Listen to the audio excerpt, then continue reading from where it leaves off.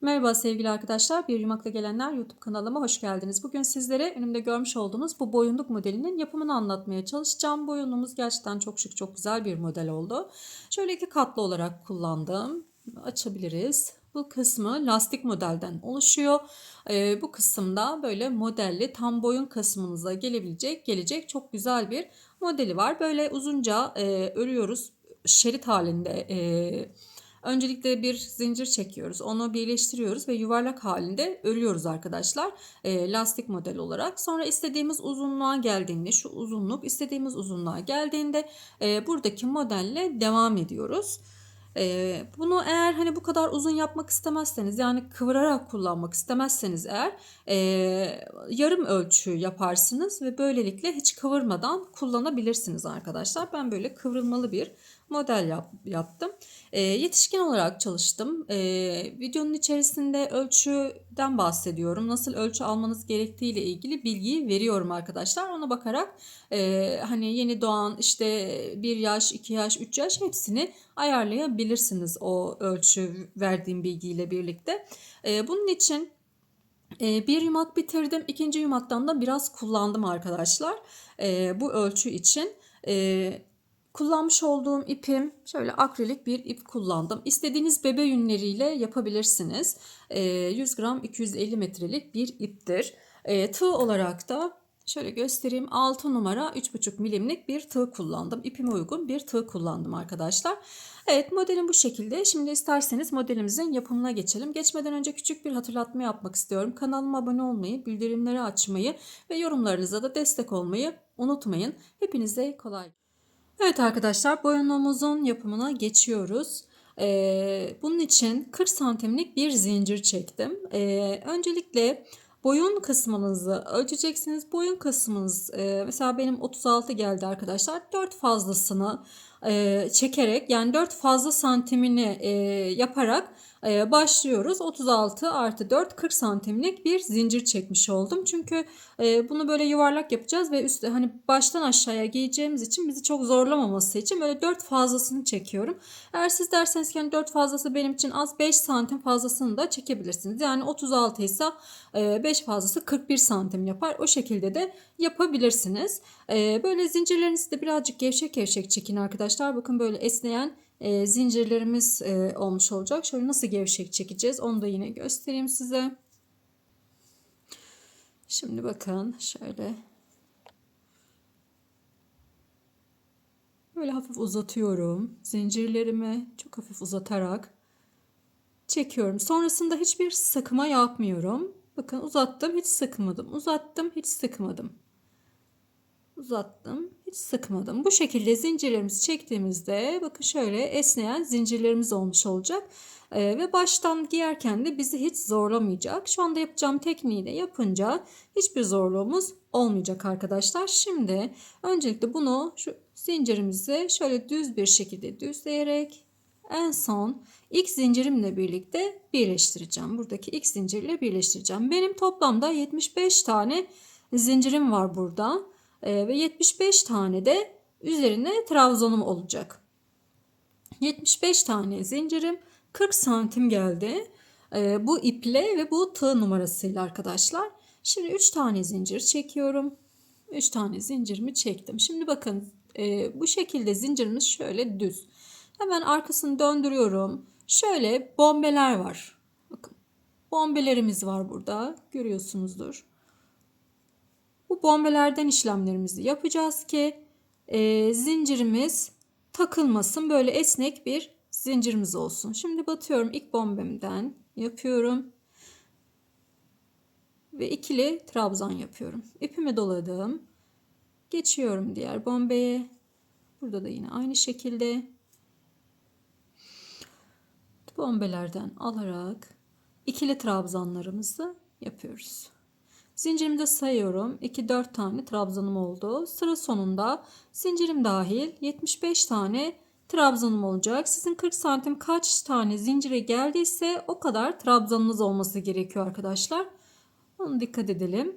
Yani eğer boyunuzu ölçeceksiniz. Boyun ölçünüz eğer 37 ise 38 ise 4 veya 5 fazlasını alarak, yani 5 santim fazlasını alarak zincirinizi çekin. 37 santim ise 42 santimlik zincir çekebilirsiniz veya 41 santimlik zincir çekebilirsiniz. Hani baştan aşağıya eğer daha rahat girmesini istiyorsanız, girmez ben 1 santim daha fazla alayım derseniz o şekilde yapabilirsiniz. Zaten lastik modeli olacağı için boğaza yapışır arkadaşlar. Bol durmaz. Nasıl rahat edeceksiniz. Evet, böyle ikili trabzanlarımızı yaparak sıra sonuna kadar geliyorum. Bakın bombelerden hep alıyoruz trabzanlarımızı. Bombelerden alarak sıra sonuna kadar gelelim. 75 tane trabzanımı yaptım. Şimdi geliyorum buradaki 3 tane zincirimin hemen dip noktasına, yani üst noktasına, şöyle bakın, hemen üst noktasına batıyorum ve kaydırıyorum. Bir tane zincir çektim. Şimdi burada bakın, ilk önümdeki ilmeğimin şöyle geliyorum. Oradan geliyorum. Altından gelip diğer taraftan çıkıyorum ve burada bir tane trabzan yapıyorum. İpimi doluyorum. Geliyorum buraya.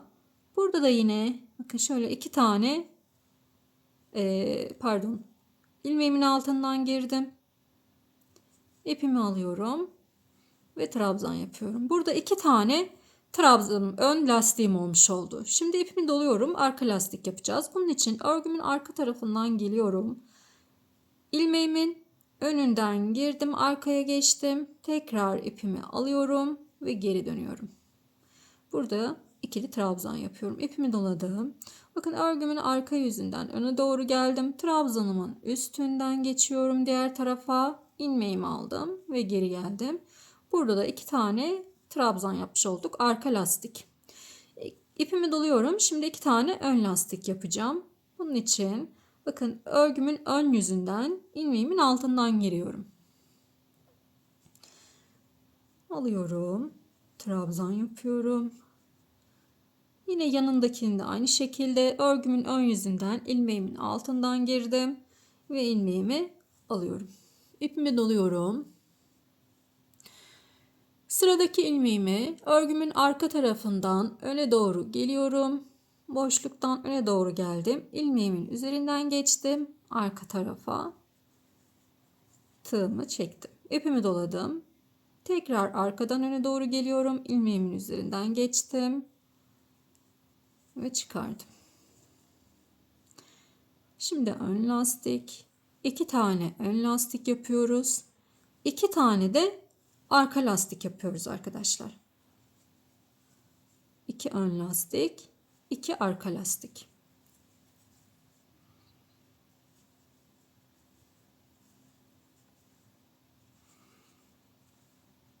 Sıra sonuna kadar aynı şekilde devam edeceğim.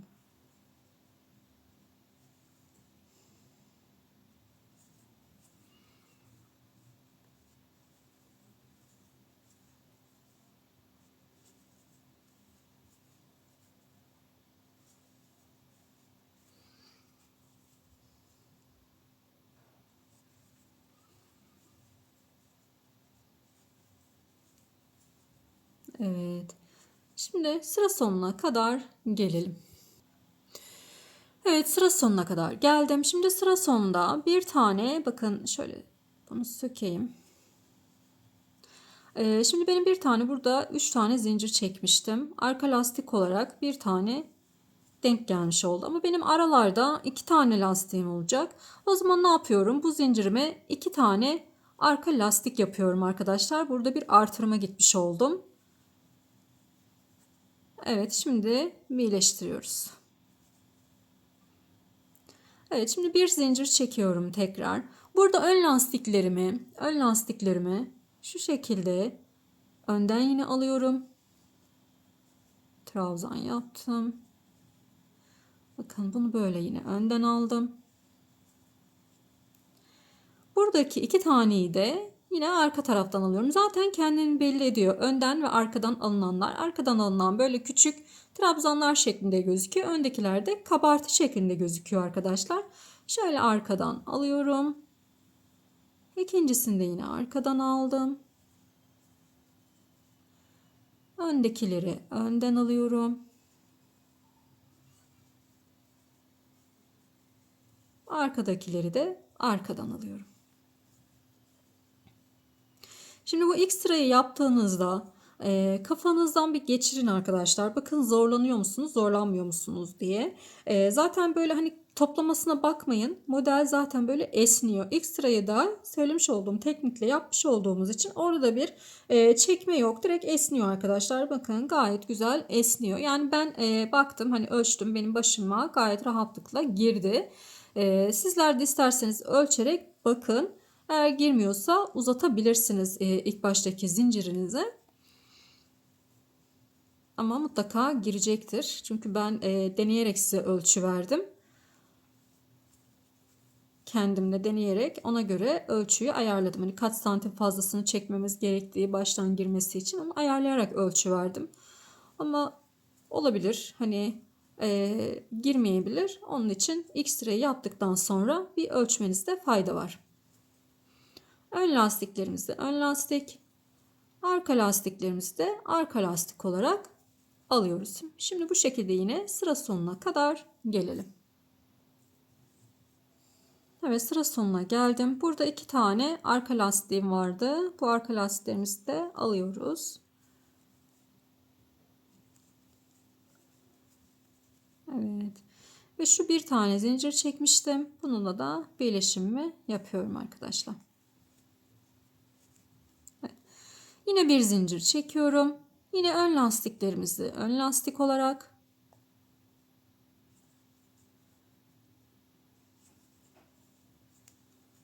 arka lastiklerimizi de arka lastik olarak alıyorum.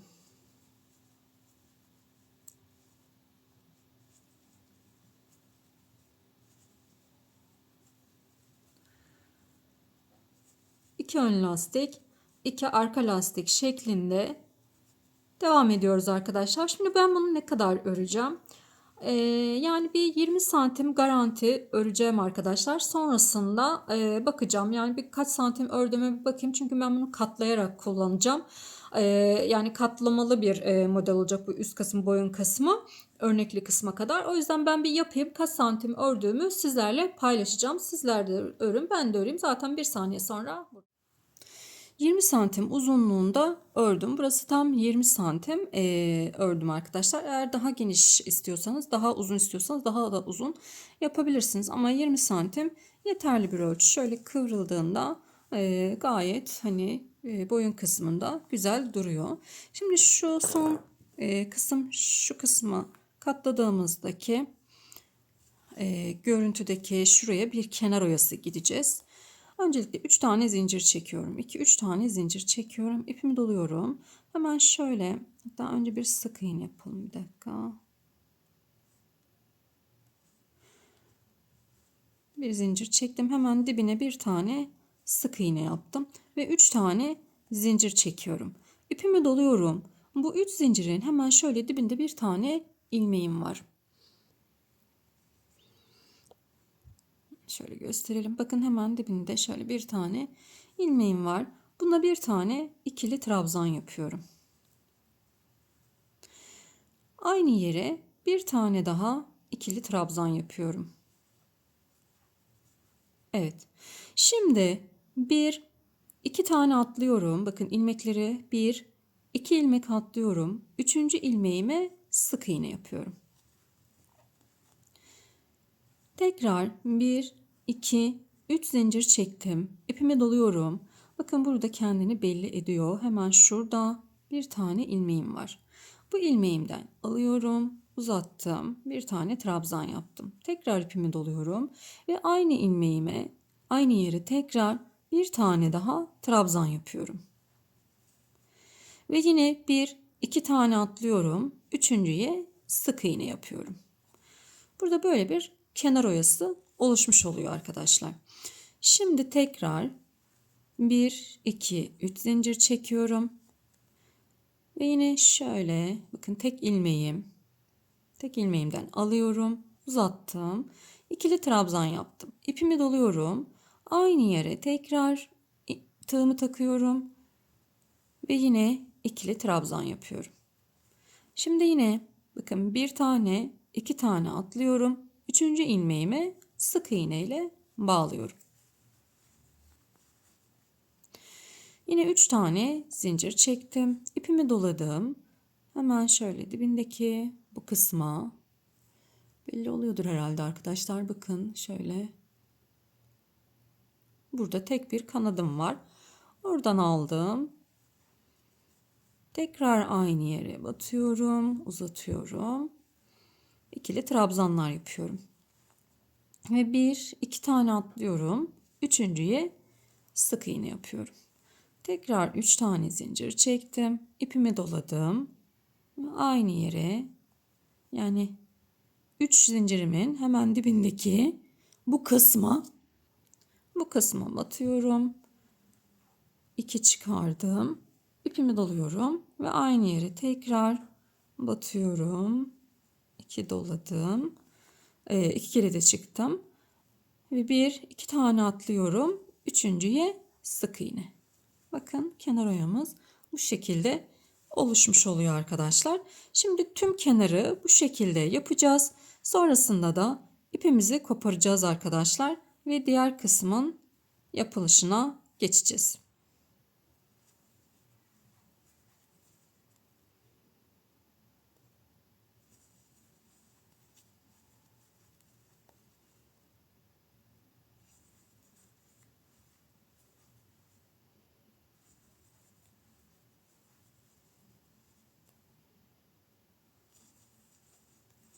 Sıra sonuna kadar gelelim. Sıra sonuna geldik neredeyse. Bir iki tane atlıyorum. Üçüncüye bağladım. 1 2 3 zincir.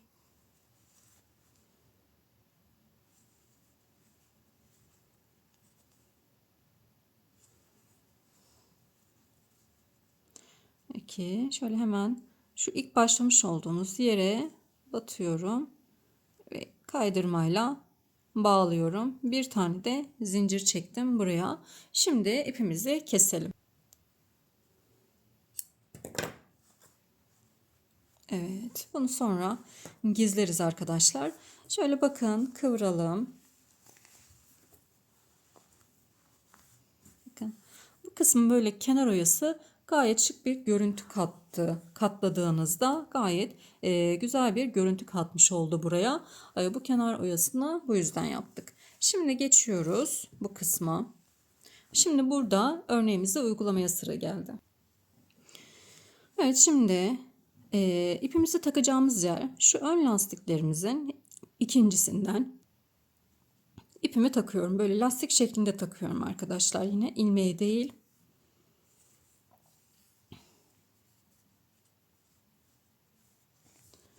Bakın şu şekilde aldım. Benim içinden şöyle bir tane de zincir çektim. Buraya tekrar şöyle sık iğne gibi bağladım. Buradan daha ipim sökülmez. Evet, şimdi 1, 2, 3, 4 ve 5 tane zincir çektim. Bakın burada şu yandaki arka lastiklerimiz var. Buradan bir taneyi atlıyorum. Bir taneyi atlıyorum. İkinci boşluğa, yani bir boşluk atlamış oluyoruz. Bakın şu boşluğa atlamış oluyoruz. İkinci boşluğa batıyorum. Trabzan yapıyorum. Bir, iki zincir çektim. Aynı boşluğa tekrar batıyorum. Trabzan yaptım. İpimi doluyorum. Şimdi buradaki önümdeki tek trabzanımı atlıyorum. Şu lastiğe geldim. Bakın şöyle alıyorum. Bakın trabzanımı atladım. Burada da yine ipimi bağladım. Bir trabzan atladım. İkinci boşluk, yani bir boşluk atladım. İkinci boşluğa bu yuvamı yaptım. Şimdi bir tane atlıyorum yine. Yani bir boşluk atlamış oluyoruz. İkinciye lastik olarak bağlıyorum. İpimi doluyorum. Bakın bir boşluk atlıyorum. Şuradaki bir boşluğu atlıyorum. İkinci boşluğa tekrar yuva oluşturuyorum. 2 zincir ve aynı yere tekrar trabzan yapıyorum.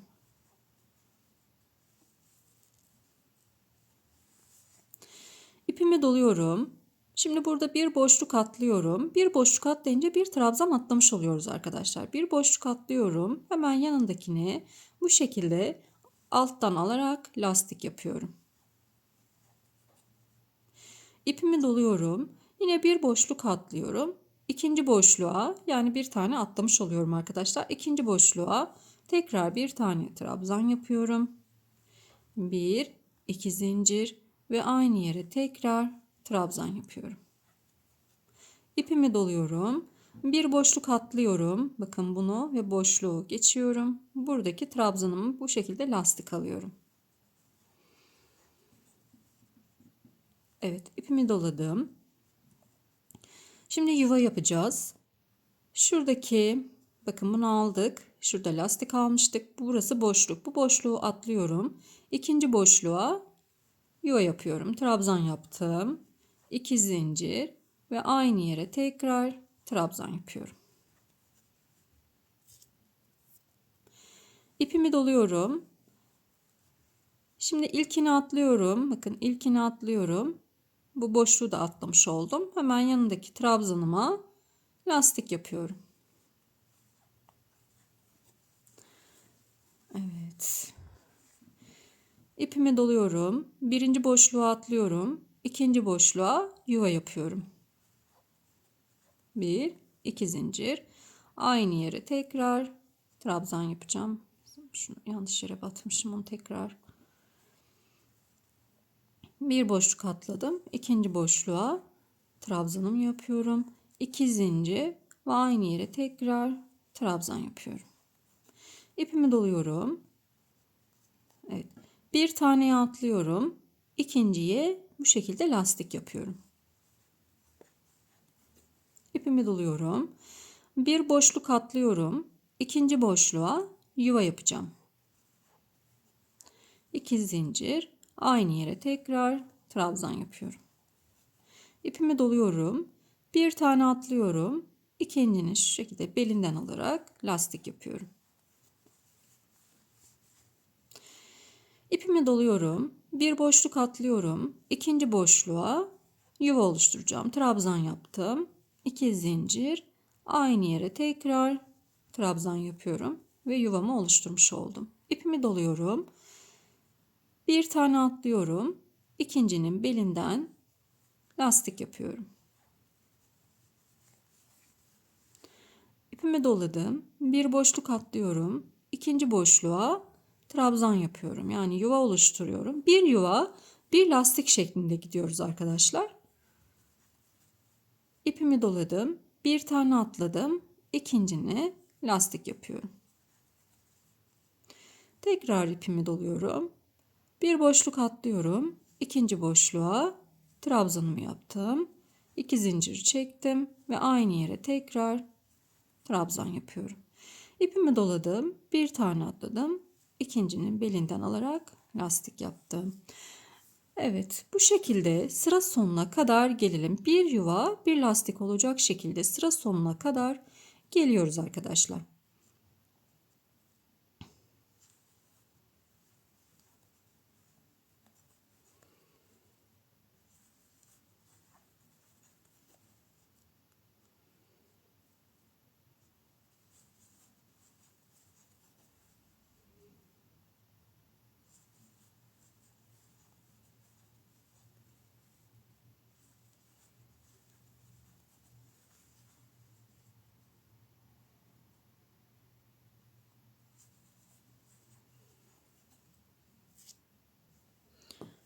Evet, sıra sonuna kadar geldim. En son yuva yapmıştım. Bu da lastiğim arkadaşlar. Şöyle arkasından giriyorum. Bakın.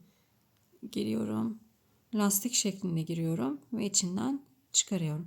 3 tane zincir çekiyorum burada. Şimdi burada yuvalar oluşturmuştuk. Bu yuvalarımızın içerisine giriyoruz. Bir tane trabzan yapıyorum.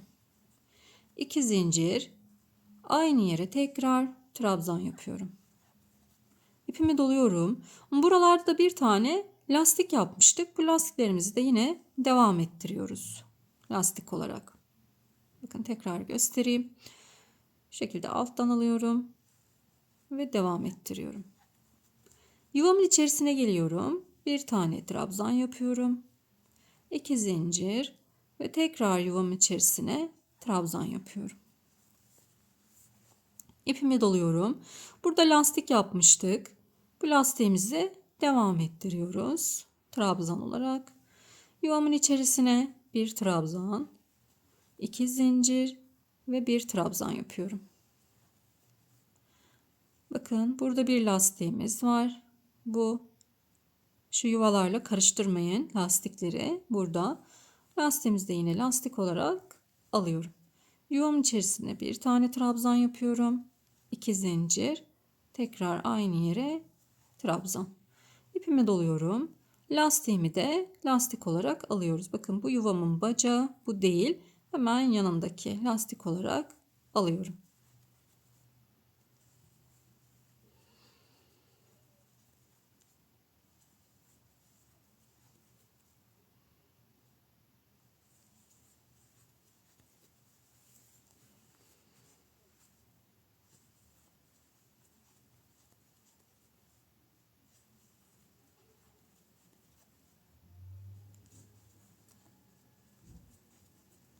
Sıra sonuna kadar gelelim arkadaşlar.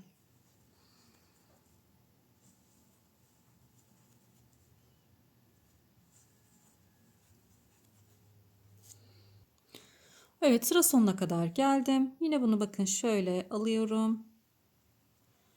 İçinden geçiyorum. 3 tane zincir çekiyorum yine. Şimdi burada yuvalarımızın içlerine ikişer tane trabzan yapacağız. Bakın batıyorum. 3 zincir çektim. Batıyorum. Bir tane trabzan yaptım. Aynı yere tekrar bir trabzan daha yapıyorum. 2 zincir ve tekrar aynı yere 2 tane daha trabzan yapıyorum.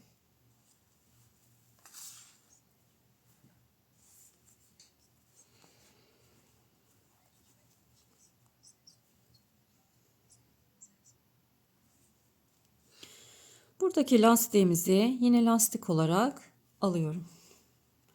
Yuvam içerisine 2 tane trabzan yapıyorum.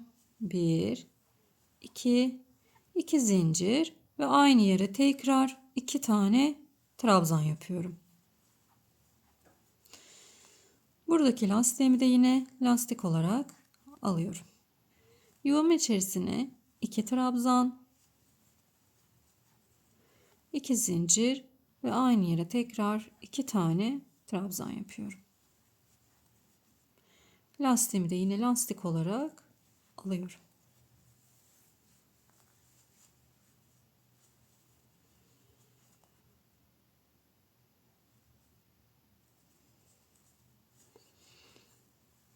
İki trabzan, 2 zincir ve 2 trabzan.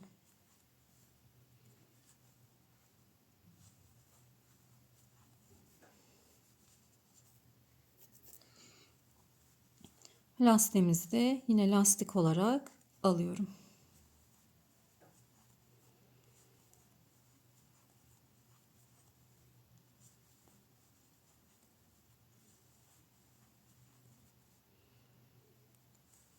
Sıra sonuna kadar gelelim arkadaşlar.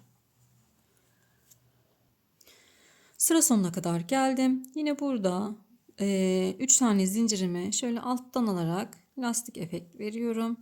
Lastik şeklinde kaydırdım. 3 tane zincir çekiyorum. Geliyorum yine yuvamın içerisine 2 tane trabzan yapıyorum. 1, 2 trabzan, 2 zincir ve 2 trabzan.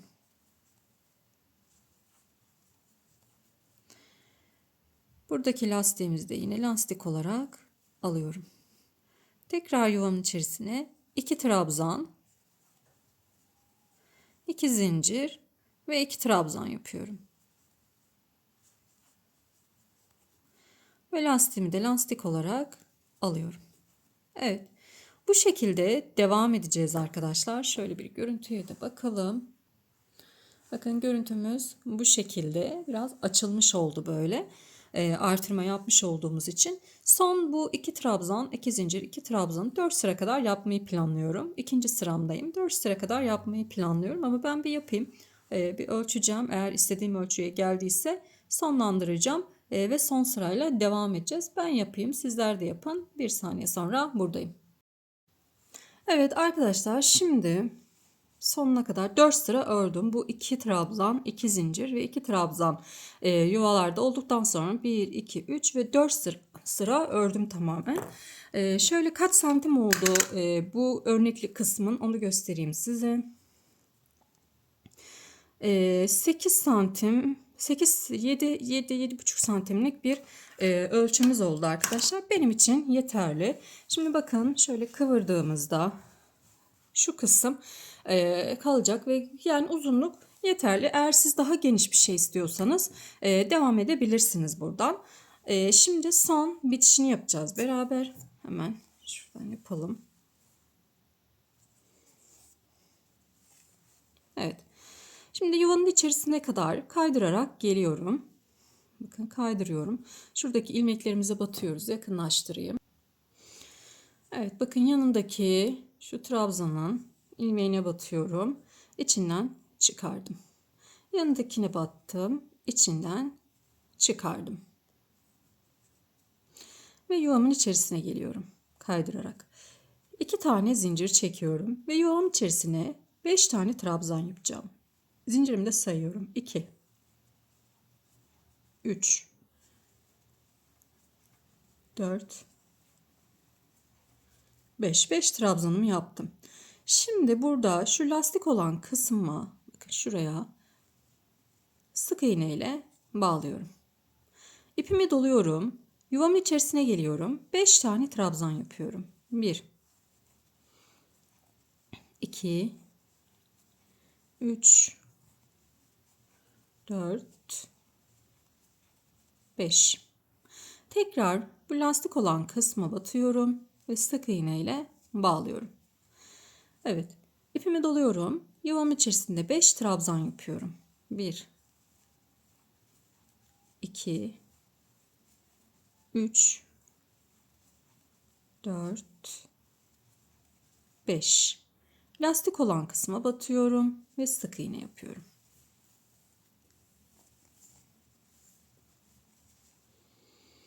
İpimi doluyorum. Yuvam içerisine 5 tane trabzan yapıyorum. 1, 2, 3, 4, 5. Lastik olan kısma da batıyorum ve sık iğne yapıyorum. Evet, son sıramızda bu şekilde devam edecek. Sıra sonuna kadar gelelim. Evet, sıra sonuna geldim. En son bakın, buradaki lastiğin üzerine de bir sık iğne yaptım. Ve şurada 2 tane zincir çekmiştik. Hemen onun tepe noktasıyla birleştiriyorum. Bir zincir çektim ve ipimi burada kesiyorum.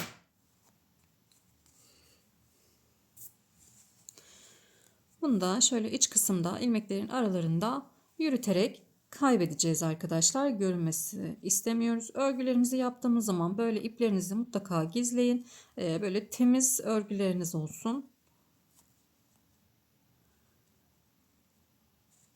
Evet. Şimdi bakın, gayet güzel bir model olmuş oldu. Evet. Şöyle de bir de kıvıralım. Bakın. Çalışması çok keyifli bir modeldi. Ve boyunda da bir o kadar şık görünen bir model arkadaşlar. Siz de kendinizde denediğiniz zaman görebilirsiniz. Gerçekten çok güzel, çok şık ve sıcacık bir model. Tam kış mevsiminde kullanılabilecek şahane bir boyunluk arkadaşlar. Evet, buraya kadar izlediyseniz teşekkür ediyorum. Yapan herkesin de ellerine sağlık. Umarım elimden geldiğince en iyi şekilde anlatmaya çalıştım. Umarım sizler de kolaylıkla yapabilmişsinizdir. Ama takıldığınız yerler olursa mutlaka bana yorumlardan sorabilirsiniz arkadaşlar. Hani bir emoji dahi atabilirsiniz. Ne kadar çok yorum ve beğeni, o kadar çok kişiye ulaşmamızı sağlıyor. Ve aynı zamanda daha da fazla video gelmesine sağlıyor arkadaşlar. Bu yüzden yorumlar ve beğeniler bizim için çok önemli. Abone olmayı ve bildirimleri açmayı da unutmayın. Abonelik ücretsizdir. Evet, hepinize sağlıklı günler dilerim.